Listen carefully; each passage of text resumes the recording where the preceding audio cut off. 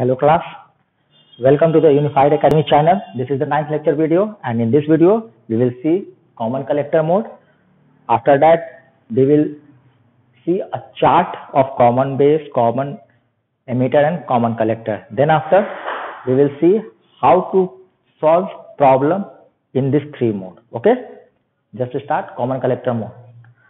In this mode the collector is made common to both input side as well as output side. Although BJT is 3-terminal device, it has 3-terminal device,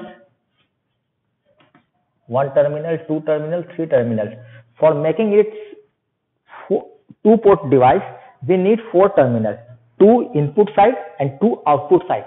That's why we are making 1 terminal common to both input as well as output. When we make emitter common to both, then it is called common emitter mode. When we make base common to both side input and output, then it is called common base mode.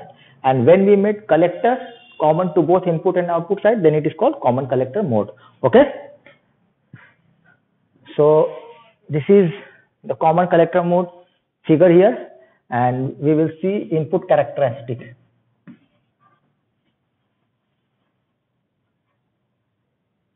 The input characteristic will be drawn between IB and VBC or VCB, whatever it is. Just recall early effect. In early effect, we have seen that when we increase VCB, what happened? Effective gate speed decreases, and due to that, J diffusion increases, dN by dx, this is decreases, that's why overall increases, and IE increases, that's why IC decreases, and due to that, because of this, effective gate width decreases, hence IB decreases. So increasing VCB, IB decreases. We have seen this in early effect. So here, this is the graph. At different value also of VEC, VEC1, VEC2. This is the graph. It decreases as VVC increases. और एक बात मैं बता दूं, ये बहुत सारा coaching institute में ये गलत पढ़ाया जाता है. उसमें आपको वही पुराना डायोड कैरेक्टरिस्टिक वाला ग्राफ ऐसे बता दिया जाता है, ऐसे पढ़ा दिया जाता है. ये गलत है. यहाँ से हम लोग जानते हैं, वही चीज को हम लोग यहाँ खींचे हैं. ठीक है, ये हो गया इनपुट कैरेक्टरिस्टिक. अब इसके बाद हम लोग देखते हैं output characteristic.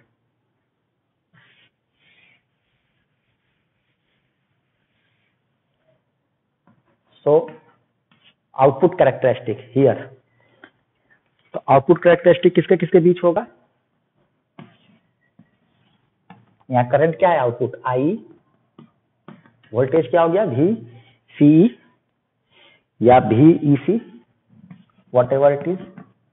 And after that what is the varying parameter? Varying parameter is I D, current. Okay,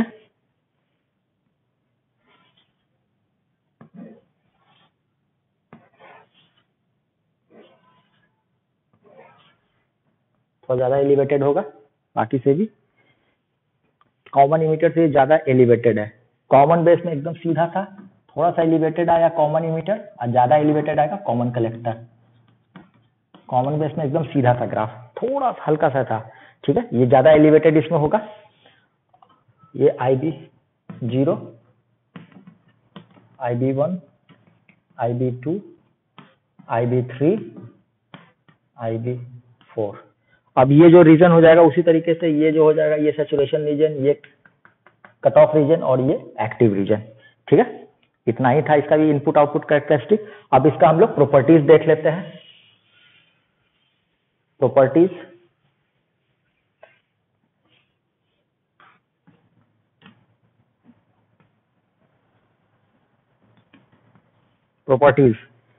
इसमें इनपुट रेजिस्टेंस बहुत ज्यादा होता है, हाईएस्ट, और और आउटपुट रेसिस्टेंस इसका कम होता है। तीसरा है करंट गेन। तो करंट गेन जो है AI से डिनोट करते हैं करंट गेन को output current by input current. तो output current by input current, output current क्या है IE, इनपुट करंट क्या है IB।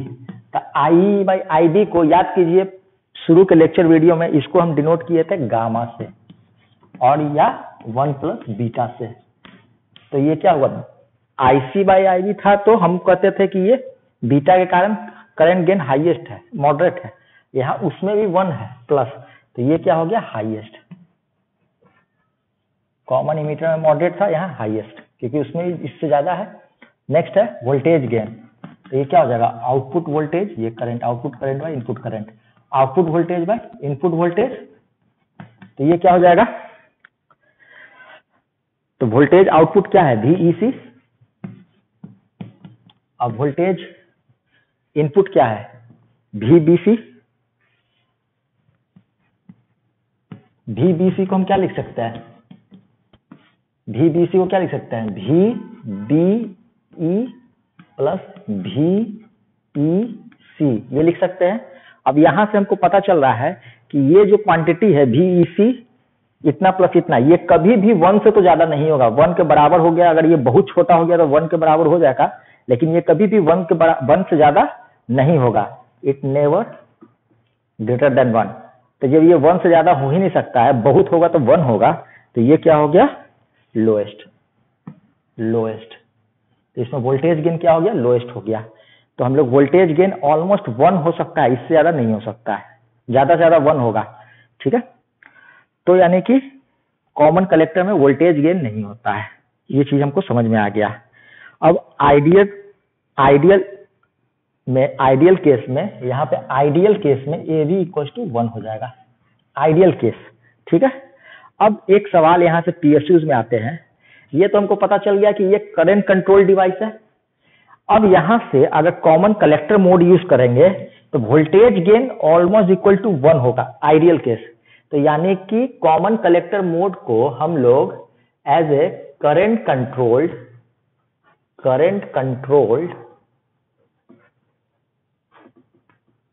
वोल्टेज सोर्स यूज कर सकते हैं। करंट कंट्रोल्ड वोल्टेज सोर्स, चूंकि इसमें voltage gain almost equal to 1 होता है। जिस तरह से कॉमन बेस में हम लोग क्या देखे थे, कॉमन बेस में भी current gain almost equal to 1 था, तो उसको हम लोग क्या बोले थे current controlled current source. As a current source उसको यूज कर रहे थे, और इसको एज ए वोल्टेज सोर्स हम लोग यूज कर सकते हैं, लेकिन कंट्रोल्ड हमेशा करंट के पास ही रहेगा। ठीक है, इसीलिए इसको करंट कंट्रोल डिवाइस भी कहा जाता है। कंट्रोल हमेशा करंट के पास रहता है। इस तरह से घर में पता है ना कंट्रोल किसके पास रहता है, वैसा ही BJT में करंट के पास कंट्रोल रहता है। चलिए ठीक है, ये हो गया। ये जस्ट एक सवाल था, कभी कभी PSUs में पूछ लिया जाता है ये वाला कि कॉमन कलेक्टर मोड क्या होता है, कॉमन बेस मोड क्या होता है। ठीक है, अब इसका पांचवा में क्या देखेंगे हम लोग, पावर गेन देखते थे। Fifth one is power gain AP। तो ये क्या हो जाएगा लोएस्ट हो जाएगा, क्योंकि एक हाईएस्ट है एक लोएस्ट है, मल्टीप्लाई करके लो ही रहेगा। और इसमें फेज शिफ्ट, छठा है फेज शिफ्ट।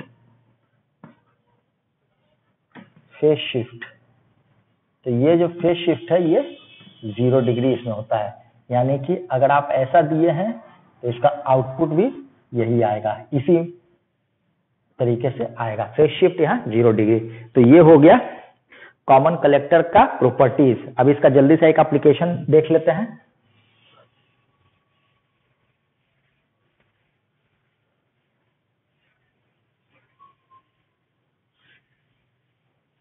एप्लीकेशन,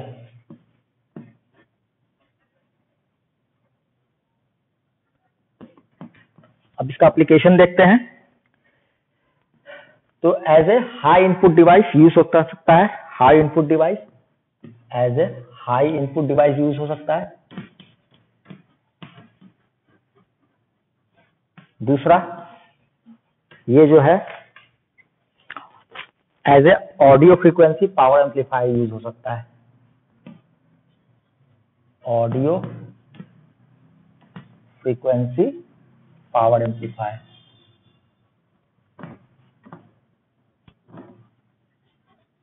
नेक्स्ट है, इसको हम लोग एज ए इम्पीडेंस मैचिंग में यूज कर सकते हैं, बफर की तरह यूज करके, as a buffer in impedance matching.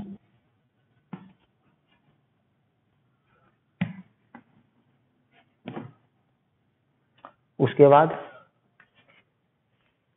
Darlington emitter follower जब बनाते हैं,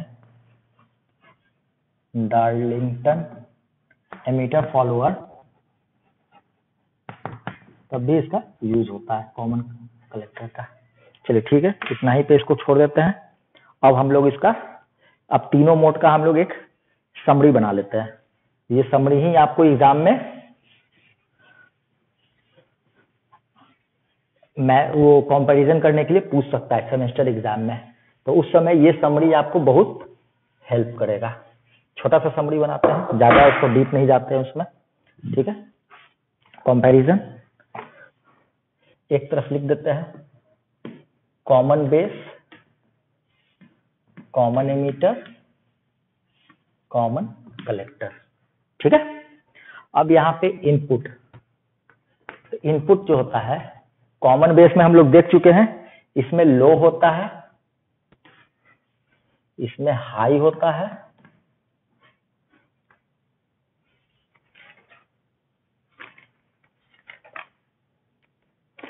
और इसमें भी हाई होता है। अभी हम लोग देखें जस्ट,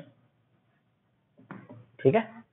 नेक्स्ट है आउटपुट रेसिस्टेंस, इसमें हाई हो गया, इसमें लो हो गया, इसमें भी लो हो गया,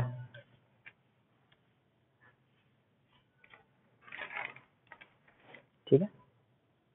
अब तीसरा है करंट गेन, तो करंट गेन इसमें लो,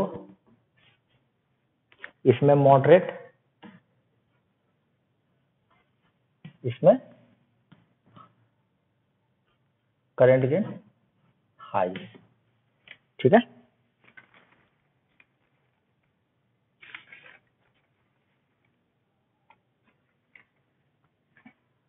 नेक्स्ट है वोल्टेज गेन,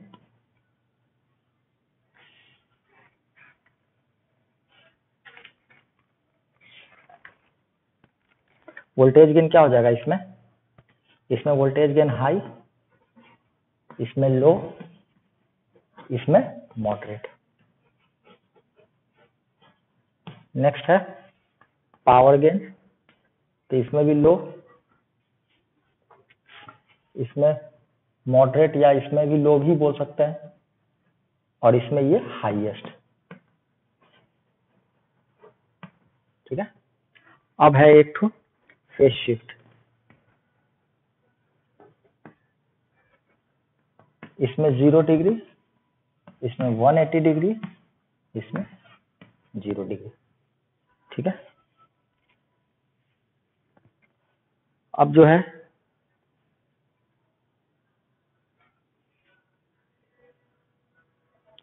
ये एक समरी चार्ट हो गया। अब नेक्स्ट हम लोग अब आते हैं कुछ सवाल पे, सवाल देखते हैं, कुछ क्वेश्चंस बनाएंगे तो ज्यादा कंसेप्ट हम लोग का क्लियर होगा, ठीक है। क्वेश्चन बनाने से ज्यादा कंसेप्ट हम लोग का क्लियर होता है।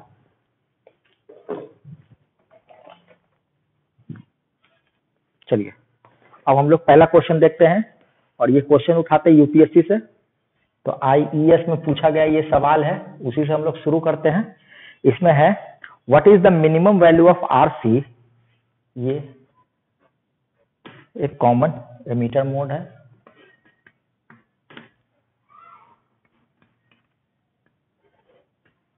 ठीक है।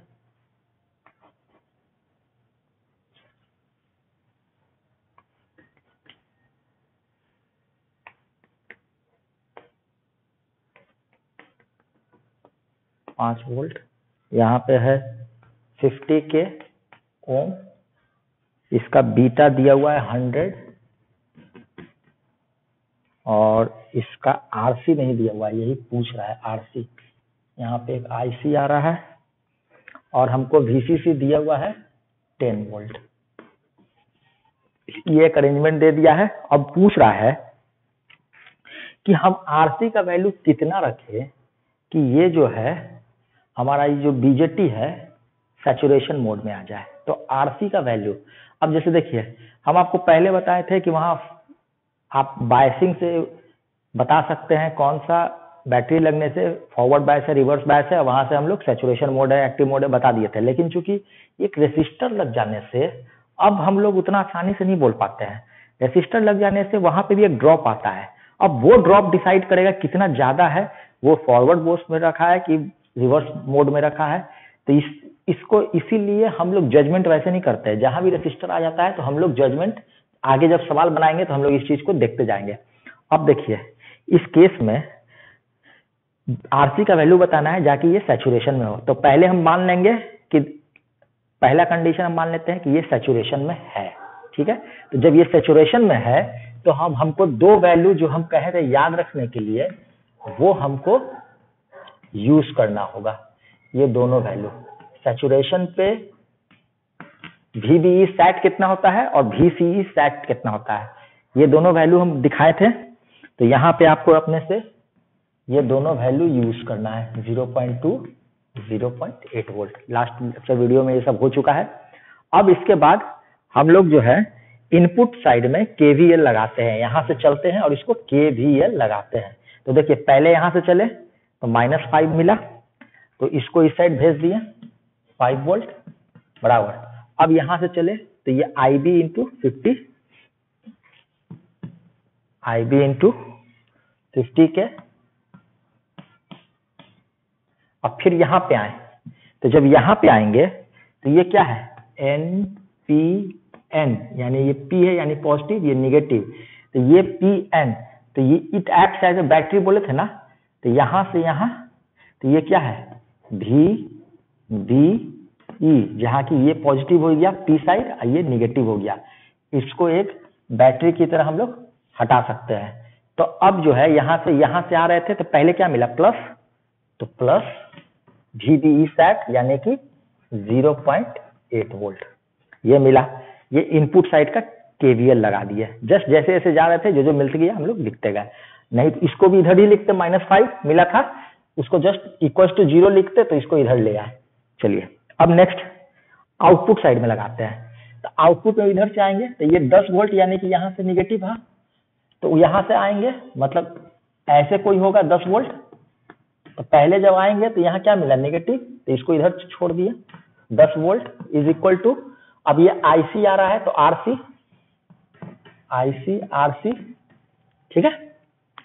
फिर यहाँ पे आए तो जब यहाँ पे आएगा तो फिर वही चीज यहाँ पे, तो यहाँ पे जैसे ही आएंगे तो क्या हो जाएगा एक VCE आ जाएगा प्लस माइनस VCE, ये ग्राउंड है तो ये माइनस और यहाँ पे प्लस, ये ग्राउंड आ जाएगा। तो ये क्या होगा VCE सैट, तो VCE सैट मेरा कितना है 0.2 वोल्ट। चलिए ये दो इक्वेशन इनपुट साइड और आउटपुट साइड हमने लगा दिया। ये लगाएं कैसे, एक बार आप अब फिर से वीडियो को रिमाइंड करके देखिएगा। आराम से KCL हमने लगा दिया। अब जैसे ही KCL लगा देंगे तो यहां से जब हम सॉल्व करेंगे, जब इसको सॉल्व करेंगे तो हमको IB मिल जाएगा।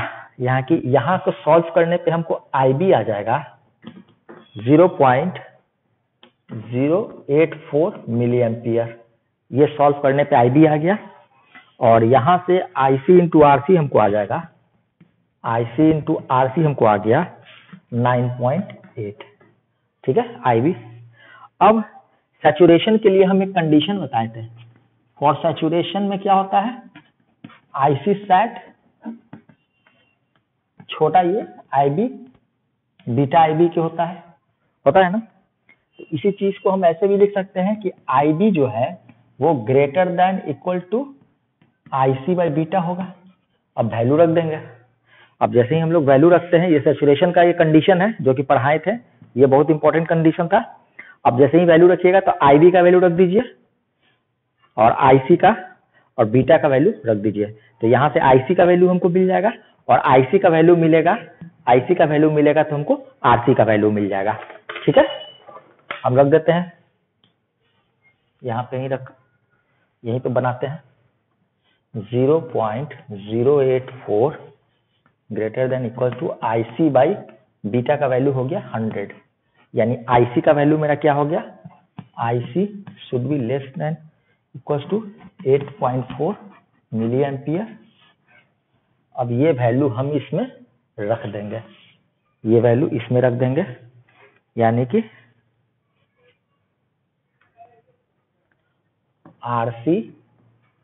RC must be equal then 9.8 by 8.4 milliampere. तो यहाँ से हमको RC का वैल्यू आ गया 1.167 किलो ओम RC, यानी RC का वैल्यू इससे हमको छोटा रखना होगा, छोटा या बराबर, इसके बराबर या इससे छोटा रखना होगा। तो ये वैल्यू हमको आ गया। तो यहाँ से हम लोग क्या सीखे कि हमको निकालना था कि RC का वैल्यू क्या रखे कि ये सैचुरेशन में आए। तो पहले इनपुट साइड KVL लगाए, आउटपुट साइड KVL लगाए, यहाँ से सारा वैल्यू निकाल लिए और ये कंडीशन लगा दिए, ये इंपॉर्टेंट कंडीशन है, ये कंडीशन लगाए, इस कंडीशन में फिर वैल्यू पुट किए और यहाँ से हमको RC का वैल्यू आ गया। ये प्रिलिमिनरी बहुत इंपॉर्टेंट सवाल था, ES का सवाल है, कैसे कैसे लगा बहुत आसानी से हम लोग देख लिए। चलिए अब नेक्स्ट लेक्चर वीडियो में हम लोग सिर्फ सवाल ही करेंगे। Okay, thank you.